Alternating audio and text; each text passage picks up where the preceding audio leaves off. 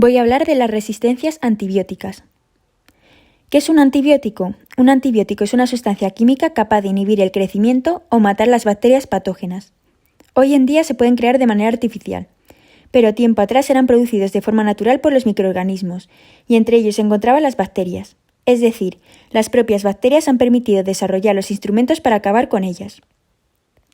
¿Cómo se descubrieron? Los antibióticos surgieron a partir del descubrimiento de la penicilina, con la que se consiguió vencer a un gran número de microorganismos responsables de producir infecciones y se demostró la necesidad de disponer de antibióticos en la terapéutica.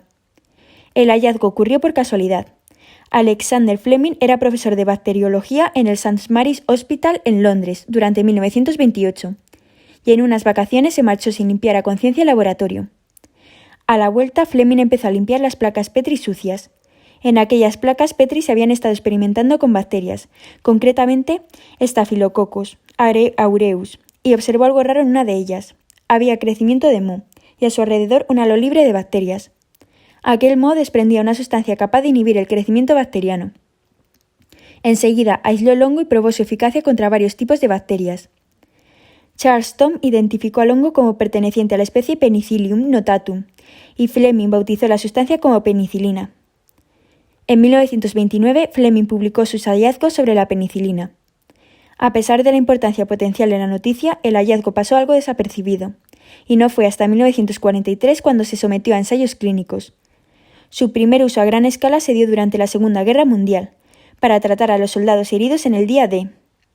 Y no fue hasta 1948 que Andrew J. Moyer, uno de los científicos responsables de este progreso, obtuvo una patente para un método de producción en masa de la penicilina.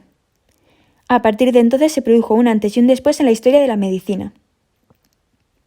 No obstante, el actual uso inadecuado y excesivo de los antibióticos ha derivado a que las bacterias evolucionen y acaben adaptándose a ellos, haciéndose resistentes.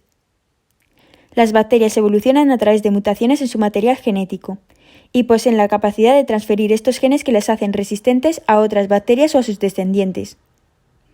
Existen cepas bacterianas resistentes a todos los antibióticos, y la Organización Mundial de la Salud publicó una lista de ellas para tratar de guiar y promover la investigación y desarrollo de nuevos antibióticos.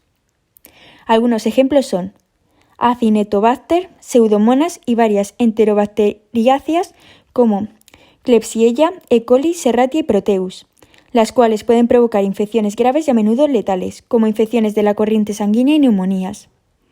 Estas bacterias han adquirido resistencia a un elevado número de antibióticos, como los carbapenémicos y las cefalosporinas de tercera generación, las cuales son los mejores antibióticos disponibles para tratar las bacterias multiresistentes. La resistencia de un microorganismo frente a determinados fármacos puede ser de dos tipos. El primer tipo es la resistencia intrínseca, que es una propiedad natural de cada grupo bacteriano. Un ejemplo de esto es la resistencia propia de todas las bacterias gram-negativas frente a la vancomicina, condición que es invariable para este tipo de bacterias. Otro ejemplo de este tipo de resistencia nos lo ofrecen los micoplasmas, bacterias que carecen de pared celular y por lo tanto no son sensibles a la acción de los beta-lactámicos, antimicrobianos cuyo blanco es la síntesis de esta estructura de las bacterias. La segunda resistencia es la adquirida, la cual es variable y puede estar presente en una cepa bacteriana de una especie determinada. Se debe a las mutaciones genéticas mencionadas anteriormente. Un ejemplo de este tipo de resistencia es la expresada por algunas cepas de estafilococos frente a la meticilina. Este tipo de resistencia es el más estudiado en el laboratorio debido a su fuerte implicación en el fracaso terapéutico. Además del uso en exceso, otros factores que han derivado en que se produzca esta resistencia es el uso indiscriminado de desinfectantes y antisépticos, al empleo de antibióticos en agricultura y en acuicultura, en enjuagues bucales y al uso cada vez mayor de artículos de limpieza en los hogares, que contienen sustancias cuyo comportamiento químico es muy similar al de los antibióticos. Para tratar este problema e intentar frenarlos, la OMS ha desarrollado una serie de iniciativas como son la Semana Mundial de Concienciación sobre el uso de los antibióticos, el Sistema Mundial de Vigilancia de la Resistencia a los Antimicrobianos, la Alianza Mundial para la Investigación y el Desarrollo de Antibióticos y el Grupo de Coordinación Interinstitucional sobre la Resistencia a los Antimicrobianos.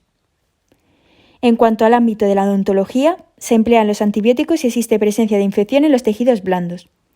Sin embargo, el antibiótico se utiliza como complemento al tratamiento que se tenga que realizar, ya que la infección generalmente es producida por los microorganismos presentes en el conducto radicular, en la lesión periodontal o en una combinación de ambas. La elección del antibiótico se hace basándose en criterios epidemiológicos en función del cuadro clínico, las bacterias implicadas en el mismo y su sensibilidad al antibiótico, además del perfil farmacológico y las características individuales y clínicas del paciente. En los estudios realizados durante los últimos años sobre las bacterias orales más frecuentemente implicadas en la infección odontógena, se muestran también un aumento de la resistencia de estos gérmenes a la acción de los antibióticos más usuales.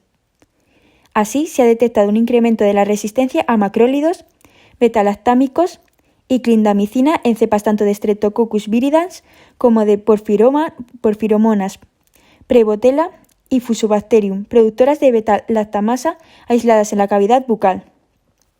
Además, se ha demostrado que las bacterias productoras de beta-lactamasa se aíslan con mayor frecuencia en infecciones odontógenas de pacientes que han recibido previamente tratamientos con beta-lactámicos, y cuanto mayor es la duración de los tratamientos, mayor es el número de cepas bacterianas resistentes. Por lo tanto, es necesario que los odontólogos hagan un uso racional y responsable de los antibióticos, para no contribuir a que otras bacterias patógenas también desarrollen esta resistencia a los antibióticos, haciendo que las infecciones que antes eran curables se conviertan en peligrosas para la salud e incluso mortales.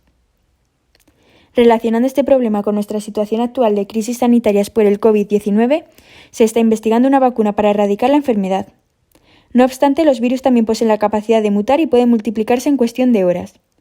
Además, pueden replicarse miles de veces en cada célula de una persona infectada, por lo que un mismo paciente no está infectado por un único virus, sino por muchas poblaciones distintas de virus, cada una con sus propias mutaciones. Sin embargo, se necesita más tiempo para que estas mutaciones supongan cambios significativos en ellos. En el caso del coronavirus, sigue evolucionando en cada célula, en cada persona y en cada país y va acumulando nuevas mutaciones. Por eso podría llegar un punto en que las vacunas dejasen de ser útiles para las nuevas variantes. Por dicha razón, la vacuna que se está intentando conseguir es una que sea capaz de reconocer varias dianas del virus y genera una respuesta inmunitaria prolongada, siendo así más eficaz. A pesar de ello, si se usan de manera descontrolada, la resistencia hará que se requieran tratamientos más largos y más dañinos para tratar de una misma patología que antes requería de un procedimiento más sencillo.